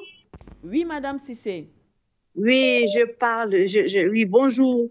Bonjour, Madame Cissé, bienvenue. Et bonjour à tous les téléspectateurs. Je vous ai pris en cours parce de mon pays, il faudrait que j'intervienne parce qu'il faut que nous disions la vérité à peut-être ceux qui ne savent pas, qui ne connaissent pas la vérité, et peut-être aussi à ceux qui font semblant de ne pas la savoir, et aux ennemis de la Côte d'Ivoire. Frantz Fanon dit « Le succès des ennemis de l'Afrique repose sur la corruption de ses élites. » Et la corruption des élites de l'Afrique, c'est à l'UA. L'UA, cette organisation corrompue qui est payée par les Occidentaux, par les Européens, dont les fonctionnaires sont payés pompeusement par les Occidentaux, ne peuvent prendre une décision en faveur des Africains qui demandent l'indépendance. Vous comprenez que l'UA verse dans la corruption. Comment comprendre que un pays qui ne vous reconnaît pas, vous partez prendre une décision en faveur du dirigeant de ce pays qui vous a fait sortir, qui a fait sortir son pays de la Cour africaine des droits de l'homme. La Côte d'Ivoire est sortie de la Cour africaine des droits de l'homme dès l'instant où la Cour africaine des droits de l'homme avait rendu une décision en faveur de Soro Guillaume. Et nous sommes surpris que la Cour africaine des droits de l'homme vienne et elle prend une décision en faveur du pouvoir d'Abidjan. Vous comprenez quelque chose. Maintenant, je reviens sur certaines analyses politiques pour leur dire que nous ne sommes plus, comme la sœur l'a dit, Mme Fromager l'a dit, ce n'est pas une affaire d'élection où il faut se présenter forcément. L'opposition doit faire un pour aller attaquer le pouvoir en place. Nous ne sommes pas là d'abord. Nous sommes en train de créer, le président Gbagbo a dit, on est en train de créer un mouvement trop, c'est trop. C'est-à-dire, toi qui ne manges pas, toi qui ne te soignes pas, toi qui n'as plus de maison, toutes les injustices, tous ceux qui vivent les injustices, rejoignez-nous. Et puis, on va mettre un mouvement en place, un mouvement trop, c'est trop, qui est là. Maintenant, des gens se sont levés. Eux, ils sont allés créer un appel quelque part là-bas je sais pas, un appel avec MGC. Maintenant, le PDCI avait été là-bas, avait rejoint le MGC. Et quand le PDCI, il a observé, on dit la politique, c'est la saine observation, la bonne lecture des mouvements du moment. Le PDCI a observé et il s'aperçoit que là où il était avec le MGC, le mouvement de Blé Goudé, je ne sais pas comment on appelle ça, je ne sais pas comment on appelle son parti politique, et puis les Afin N'Guessan, il s'est rendu compte que ce n'est pas une opposition. Il s'est aperçu que ceux-là travaillent le pouvoir en place. Est-ce qu'on doit le répéter? Et donc le PDCI a rejoint le vrai parti d'opposition. Vous savez que c'est Gbagbo qui dicte la politique en Côte d'Ivoire. Si vous voulez savoir, quand Gbagbo est élu, on fait des débats sur la RTI. Quand le président Laurent Gbagbo fait un pas, il y a un débat sur la RTI. C'est lui qui dicte, c'est lui qui oriente, c'est lui qui doit, c'est-à-dire que c'est lui qui est le sujet, lui qui dit tout ce qui doit se passer en Côte d'Ivoire. Sinon, vous avez pris des armes pour dire que le président Gbagbo n'a pas bien travaillé. Aujourd'hui, au lieu de travailler, vous vous comparez à ce que fait le président Laurent Gbagbo. Ça veut dire que c'est lui qui est le maître, de la politique. Maintenant, ceux qui disent que le président Laurent Gbagbo, il travaille, il est égoïste. Oui, quand on a fait 10 ans à la CPI et qu'on s'est rendu compte que le plus gros traître était celui à qui vous avez fait confiance, on ne marche plus de la même manière. Le plus gros traître aujourd'hui, tous les réseaux sociaux, il y a des débats sur le plus gros traître, vous le reconnaîtrez. C'est lui qui mangeait, c'est lui qui partait prendre l'argent avec l'opposition en zone rebelle. C'est lui qui désignait la position de nos FDS. C'est lui qui partageait les informations avec l'ONU, avec l'ONUCI. C'est lui qui est parti à la CPI pour aller clouer le président Laurent Gbagbo. Mais quand il a vu la situation, il n'a pas été comme toujours, il n'a pas eu les couilles pour dire que le président Laurent Gbagbo n'a pas gagné les élections. C'est lui qui est en train d'être démasqué sur les réseaux sociaux On ne peut pas continuer comme ça. Comme quoi, à quelque chose, malheur est bon. Si ça n'était pas arrivé, on n'aurait pas vu le visage de ce Judas Iscariote. Judas Iscariote devant l'Éternel. Judas Iscariote des Africains. Judas Iscariote dont s'est inspiré nombreux Africains. Aujourd'hui, on voit son visage. Tout ce qui se passe, c'est lui qui était le maître d'orchestre de la plus grande traîtrise en Afrique. C'est connu. En Côte d'Ivoire, c'est connu. Le pouvoir d'Abidjan dit, le COGEP là, il travaille avec nous. Maintenant, on dit qu'il n'y a pas plus aveugle que celui qui refuse de voir. Celui qui ne veut pas marcher avec cette information, mais lui-même, c'est un traître. Nous avons un pouvoir qui est là, qui a été installé à coup de bombes par la France. Quand on veut faire le procès, la France recule. Quand on veut faire le procès, on met les bâtons dans les roues. Mais pourquoi?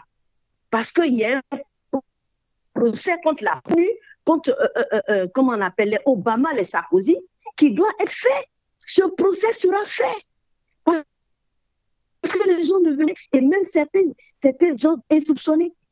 Parce que ce n'est pas qu'on voit l'erreur. Au nom de quoi? Au nom de quoi la France peut se lever, aller bombarder la résidence d'un chef d'État, l'enlever et puis en installer un autre et des Africains acceptent cela, ils viennent s'asseoir sur les plateaux, ils racontent n'importe quoi. Non, nous, on ne va pas accepter ça, ni aujourd'hui, ni demain. Ce procès doit avoir lieu. Quelles sont les implications? Les Aliou-Marie, quand on pose la question, les Aliou-Marie, les De Villepin, les quoi? Quand on demande, non, c'est pas moi, non, c'est lui-là, c'est pas moi qui ai... Jusqu'aujourd'hui. Mais ce procès, il aura lieu pour qu'on sache devant, pour la postérité, qui a fait quoi, qui a tué les Ivoiriens, qui a donné l'ordre de tuer les Ivoiriens sur les ponts, qui a donné l'ordre de tuer les Ivoiriens en 2010, qui a gagné les élections. Ça a été dit, c'est pourquoi le président Laurent Gbagbo, ça le sachant, il a sa grosse, parce qu'il était en fonction quand on l'a levé du pouvoir. Il a la grosse qui dit qu'il doit venir être réinstallé. Et c'est ce qui fâche tous les traîtres là, le président Laurent Gbagbo. C'est pour ça qu'il est en train de mêler. Sinon, personne ne peut aller aux élections avec ce pouvoir-là. Hein. La sœur l'a dit, personne. Jésus-Christ, Mahomet, vous les mettez devant ce pouvoir, vous ne gagnerez pas une élection parce que tout est biaisé, tout est truqué. Eux, ils ne préparent pas d'élection. On a donné, l'Union européenne a donné 6 milliards pour nettoyer la liste électorale, pour réviser la liste électorale. Ils ont bouffé cet argent. Voilà pourquoi le président de la CEI vient s'asseoir là et il dit que la révision de la liste électorale se fera après les élections. Vous comprenez ça? C'est de la malhonnêteté et les Ivoiriens n'accepteront pas. Nous attendons. Nous allons installer le président Laurent Gbagbo au pouvoir. Merci. Bonne journée. Merci à vous, Madame Cissé. Merci beaucoup pour cet appel. Très bonne journée à vous également. Nous restons au standard avec le jeune panafricaniste. Allô?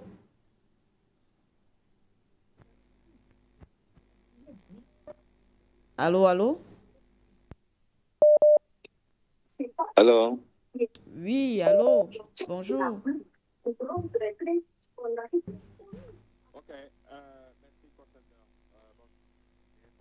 À vos invités, très heureux de vous retrouver après un long moment d'absence.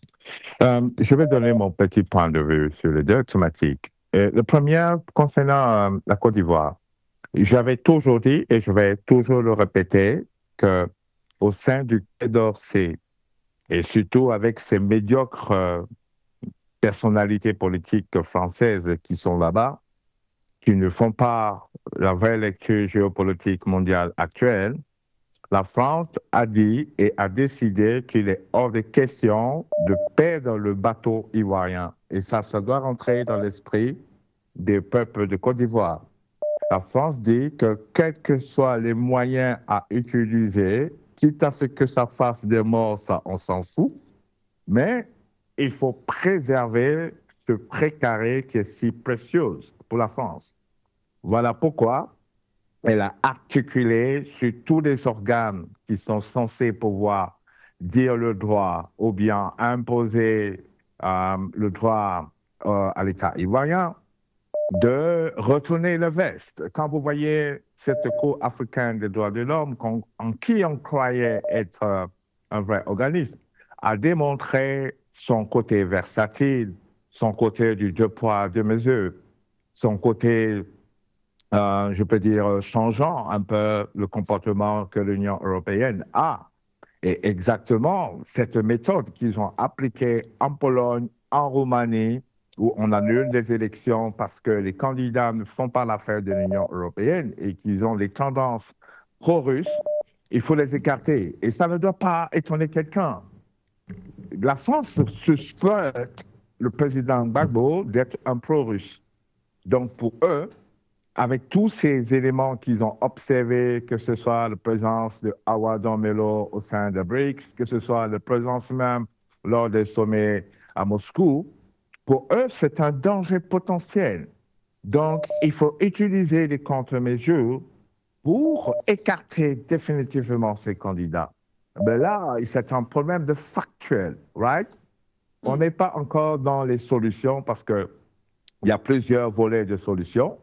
Mais ce que je crains, c'est que l'épisode de Lomé que nous sommes en train d'observer, pour lequel For You Media a fait beaucoup de travail de fond, de sensibilisation et d'information, je crains très fort qu'on risque d'arriver peut-être à un degré supérieur à ce qui se produit actuellement à Lomé.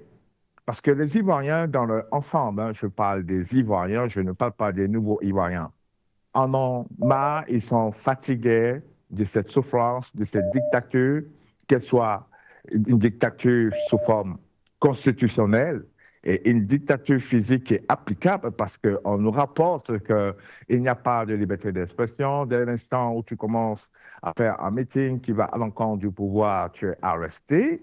Donc, vous comprenez, Madame Siké, c'est très grave. On ne sait pas ce qui va se passer. Moi, je ne suis pas dans le secret de Dieu. Mais quand je fais l'observation, je crains très fort qu'il y ait des élections en Côte d'Ivoire en octobre. Je suis très sceptique là-dessus. Il n'est pas certain qu'il y ait des élections en Côte d'Ivoire. Et ça risque de basculer dans un véritable soulèvement populaire avec beaucoup de massacres. Et quand je dis massacre, parce que le pouvoir en place va user de tous les moyens nécessaires qu'il a en lui pour sauver son clan oligarchique qui, après avoir gaspillé l'argent des Ivoiriens, ont peur des représailles. Et tous ceux que vous voyez faire des discours politiques du RHDP, ils ne font que défendre les intérêts, right? Tous ceux qui parlent également sur les chaînes ivoiriennes, qui défendent Mordicus, quand bien même ils paraissent vraiment ridicules sur les écrans, ils ne font que ça. Et ça plaît au Quai d'Orsay. Et c'est comme ça que fonctionne le système france-africain. Il faut lobotomiser, abrutir et surtout utiliser les moyens. Et comme M. Le Tagno a dit, utilisons les moyens nécessaires pour financer les consciences.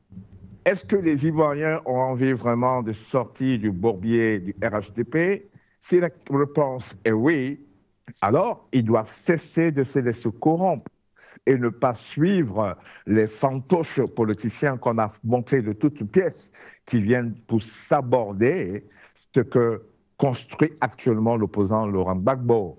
Voilà un peu l'accent sur lequel je veux mettre ce matin par rapport à la Côte d'Ivoire. Maintenant, si on veut revenir dans le Sahel, on comprend tout de suite que les masques sont tombés et c'est un très grand coup dur pour la DGSTE de savoir que l'élément clé en qui ils ont mis toutes les confiances a été arrêté.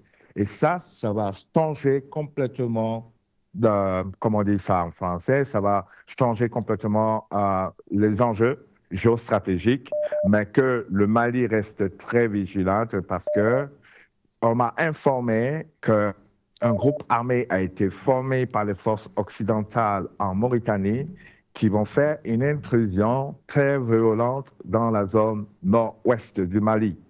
Alors, je suggère que le gouvernement du Mali reste vigilant. Le combat n'est pas fini.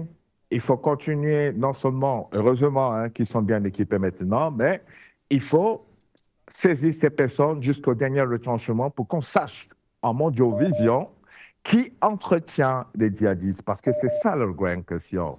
C'est ça la vraie question. On a vu pour le nord, c'est-à-dire l'Algérie. Maintenant, on va savoir pour le nord-ouest et pour la partie est, c'est-à-dire côté trois frontières avec le Niger, quels sont ces groupuscules et qui les finance, qui les arme. Et ça, la vérité va tomber dans les temps qui vont venir. Je vous dis merci beaucoup, Foyo Média, et très bonne journée. Bye. Merci à vous également, Monsieur Peter. Nous sommes très heureux de vous avoir écouté ce matin. C'est vrai que ça fait assez longtemps. On espère que vous allez bien. On espère que vous allez bien et merci infiniment d'être passé par ici ce matin. Je crois qu'on va prendre le dernier téléspectateur avant de revenir sur le plateau avec nos invités et sortir aussi de cette émission. Le dernier appelant de ce matin. Allô?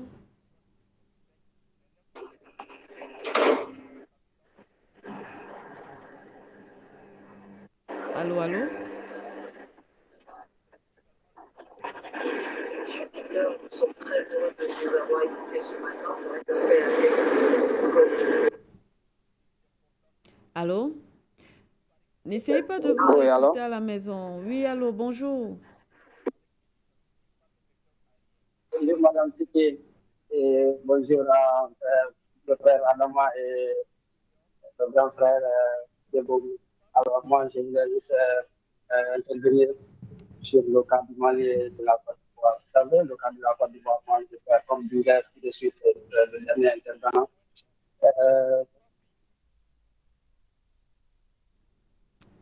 C'est très difficile, malheureusement, monsieur. On ne vous entend pas, malheureusement. Et puis, ne vous réécoutez pas à la maison. Quand vous appelez, baissez complètement le volume de votre poste, de votre téléviseur et participez tout simplement. Si vous essayez de vous réécouter, la qualité d'écoute ne sera pas très bonne. Est-ce qu'on peut prendre un dernier? Est-ce que c'est possible, Liga, ou on revient sur le plateau?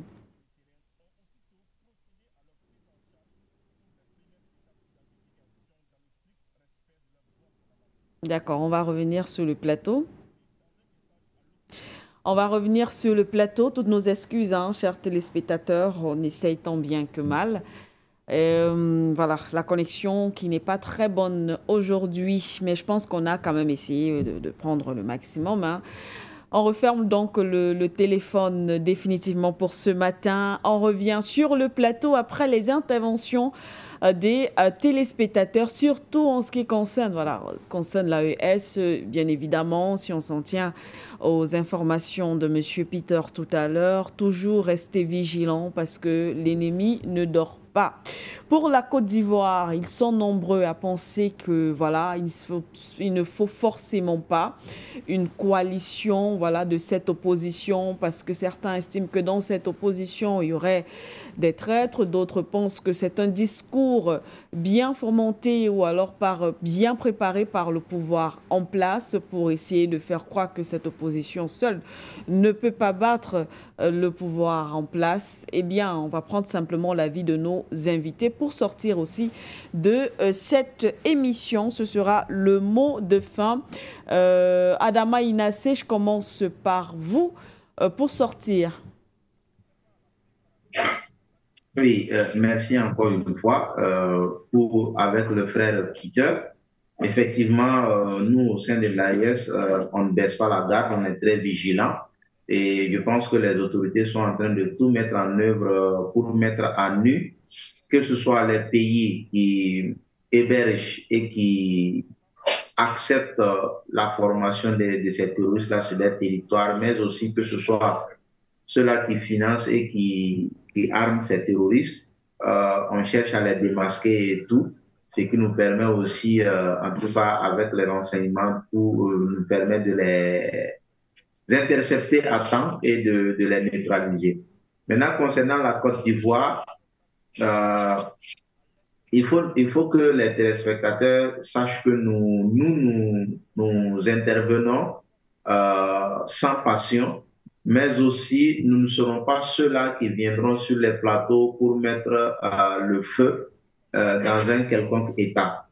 Alors, ceux-là qui pensent que nous ne parlons pas franchement, lorsqu'on demande au peuple ivoirien de prendre sa responsabilité, ce n'est pas à nous de dire au peuple ivoirien, prenez les couteaux, faites du cocktail Molotov ou faites ceci, faites cela. Nous disons au peuple de prendre sa responsabilité. Et si le peuple est assez conscient, le peuple trouvera quels sont les moyens pour lui de prendre sa responsabilité. Et lorsque nous parlons d'union, vous n'êtes pas obligé, c'est une suggestion, vous n'êtes pas obligé de choisir un candidat unique, mais nous ne pouvons pas aussi ne pas suggérer. Je prends l'exemple de Burkina Faso en 2014 contre Blaise Compaoré. Vous parlez de 15 ans de pouvoir. Blaise Compaoré a fait 27 ans de pouvoir. Mais les partis politiques du Burkina ont pu s'unir en 2014 pour faire une insurrection populaire, ce qui a permis de mettre, en tout cas, de mettre fin au pouvoir de Blaise Compaoré. Lorsque, en 2015, le général Diendéré a voulu faire le coup d'État au pouvoir de transition, tout le peuple burkinabé, toutes les institutions étatiques se sont mis ensemble avec le peuple pour dire non au coup d'État du général Diendéré. Lorsqu'on parle d'union, vous pensez que chaque parti politique faisant son appel à part pour manifester contre l'injustice de Dramane Ouattara pourra vous permettre de l'empêcher de dérouler son programme? Non, loin de là. C'est au contraire dans l'union, lorsque chaque parti politique sera d'accord avec un mouvement et que chacun appellera ses partisans, ses sympathisants à un seul mouvement, c'est en ce moment que vous pourrez dire non à ce qui est en train de se tramer. Sinon, ce n'est pas chacun, par exemple, le PPACI fait son appel aujourd'hui, les militants de PPACI sortent pour manifester, le lendemain ou bien le deuxième jour, PDCI fait son appel et ainsi de suite. Vous pensez que vous allez réussir dans ce sens-là? Détrompez-vous, ça ne sera pas possible. C'est dans l'union que vous pourrez quand même imposer un mouvement qui pourra peut-être dégager ce pouvoir-là. Vous n'avez fait que 15 ans ou 17 ans. Nous, on a fait 27 ans sous Blaise Compaoré ici. Et c'est dans l'union qu'on a pu dégager Blaise Compaoré. C'est dans l'union qu'on a pu interdire le coup d'État de Gilbert Diendéré. C'est dans l'union aujourd'hui que le Burkina arrive à s'en sortir lorsque tout le peuple met la main dans la pâte en permettant au chef d'État d'acquérir du matériel, en permettant au chef d'État d'engager des initiatives de développement. Sinon, on pouvait s'asseoir pour dire que les autorités doivent faire ça, les autorités doivent faire ça. Et aujourd'hui, on allait être dans l'attentisme jusqu'à présent et nous n'allons aboutir à rien. Ce qu'on peut conseiller, excusez-moi du terme, ce que je peux proposer au peuple ivoirien, c'est l'union. Sinon, si vous n'êtes pas unis, on va vous mater dans la rue sérieusement, comme ce qui se passe au Togo, et vous risquez de ne pas atteindre les objectifs que vous cherchez.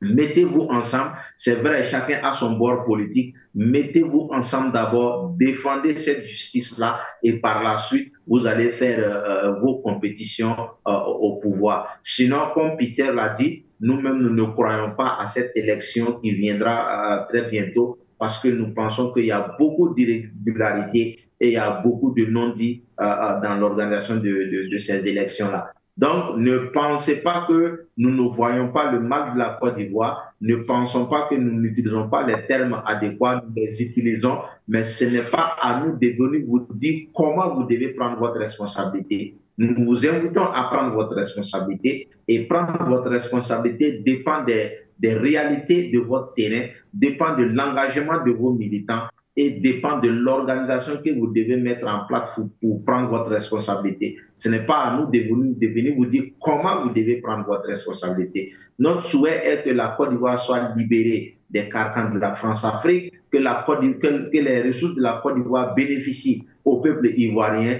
et que la Côte d'Ivoire vive heureux comme les époques d'antan, et quitter, en tout cas, sous cette emprise de la France-Afrique, sous cette emprise, comment dirais-je, de prison à ciel ouvert, et que la Côte d'Ivoire soit pour les Ivoiriens.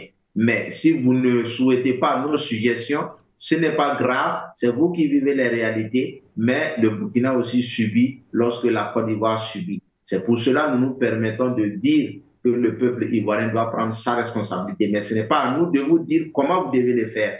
Et cette question d'union, sachez que vous n'allez aboutir à rien si vous ne vous unissez pas. Parce que le pouvoir en place est déjà bien ancré, à les soutiens de l'extérieur, surtout de la France. Et si vous n'êtes pas unis, si le peuple n'est pas uni, c'est difficile de mettre hors d'état de nuire les forces france-africaines, les forces que la France a mises en place. Donc, à bon entendeur, salut. Merci à vous, Adama. Inassé, merci pour cette conclusion. Sylvain de Bogo, on sort avec vous. Merci pour cette dernière parole. Vous savez, il y a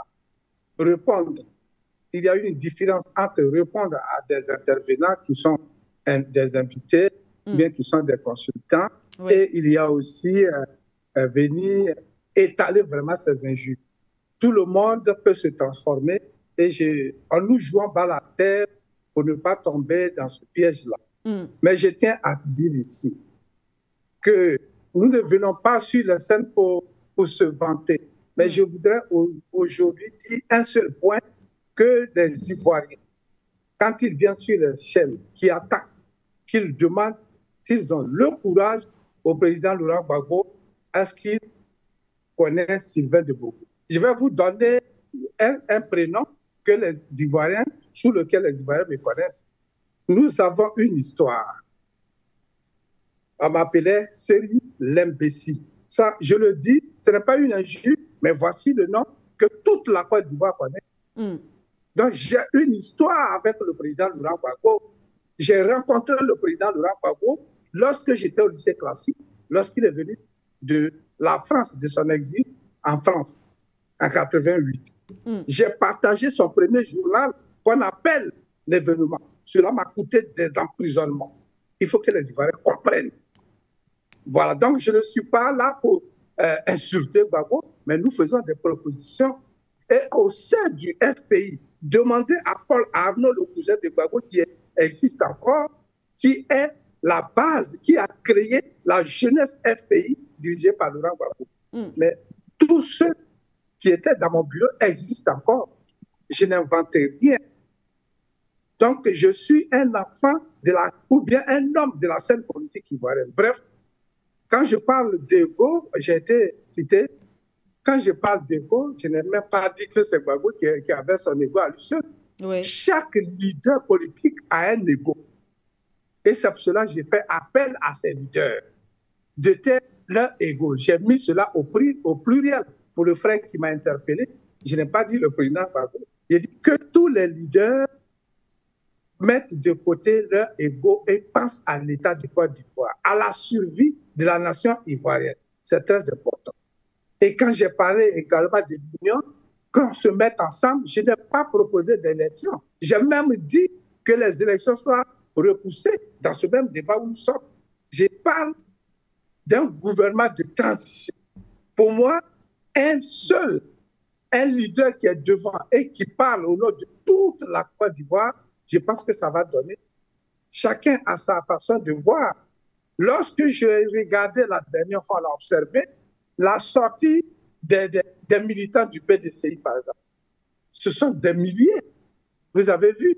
Oui. À Dabou, lorsqu'on a vu la sortie des militants du PPACI, à Yopougon, les militants de la CAP, ainsi de suite, moi, je pense que si on réussit en Côte d'Ivoire de se mettre ensemble, ne serait-ce que pour cette visée ou bien cette vision, pas pour aller présenter un seul candidat devant Dramane Ouattara, mais pour le bousculer avec quelqu'un qui parle au nom de toute cette population ivoirienne.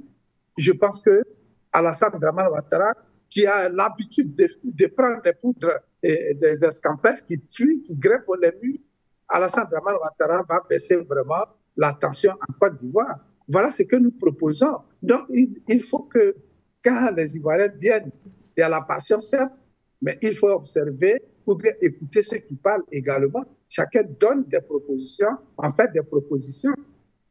Au niveau de la Côte d'Ivoire, donc, nous croyons toujours que c'est l'union de l'opposition qui sera vraiment capable de bousculer les choses en faveur du changement que nous voulons. Et nous avons, ce n'est pas la première fois que j'insiste là-dessus, nous parlons d'un report des élections pour que tout ce qui est reproché à la seule et au pouvoir en place soit aplani avant de parler d'élection. Parce qu'on ne peut pas prendre une femme de plus de 100 ans qui a plus de 90 enfants dans la même liste électorale et qui sont nés un peu partout, des Ivoiriens qui ont pour père et pour mère la Côte d'Ivoire. C'est-à-dire qu'ils n'ont pas de père, ils n'ont pas de mère, mais sur leur carte d'identité, on met la Côte d'Ivoire. C'est aberrant. Nous dénonçons cela à tous les niveaux et partout où nous sommes invités, nous dénonçons ces points-là. Et c'est pour cela que nous disons c'est l'union pour que, devant la marée humaine, Alassane Dramane Ouattara comprenne que ce ne sont pas des petits groupes divisés. Parce que pour nous, actuellement, le diviser, c'est pour dire à Alassane Dramane Ouattara de continuer de régner sur la Côte d'Ivoire. Quand on a fait un appel ici, des petits groupes, ce n'est pas suffisant.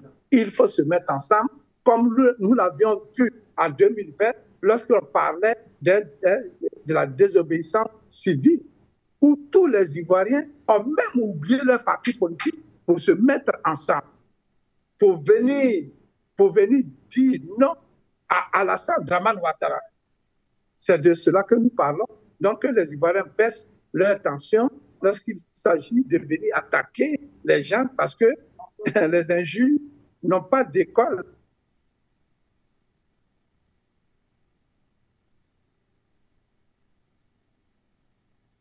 Et nous disons que la CEI, l'AES du moins pour le Mali, nous disons que l'AES doit forcément se réunir toujours la vigilance pour que réellement on parle de réussite. Voilà. Vous m'excusez, il y a eu une coupure. Je disais que l'AES doit rester très, très, très vigilant. En tout cas, ce groupe d'États doit rester très vigilant pour ne pas que les infiltrés, en tout cas, viennent encore fleurir, viennent encore déstabiliser cette racine qui est en train d'orienter la politique africaine sur tout le plan international. Je vous remercie et merci encore pour l'invitation. C'est nous qui vous remercions. Merci une fois de plus à vous, Monsieur de Bogou. Merci à Adama Inassé. Merci à vous, cher monsieur, d'avoir été avec nous ce matin. Merci aussi à vous, chers téléspectateurs, à travers nos différentes plateformes. Toutes nos excuses pour la qualité sur notre plateforme YouTube, mais l'émission sera bien sûr repostée. Merci à vous qui avez appelé et participé ce matin. On vous souhaite donc une très très belle matinée. Restez en compagnie des programmes de For You Media Africa.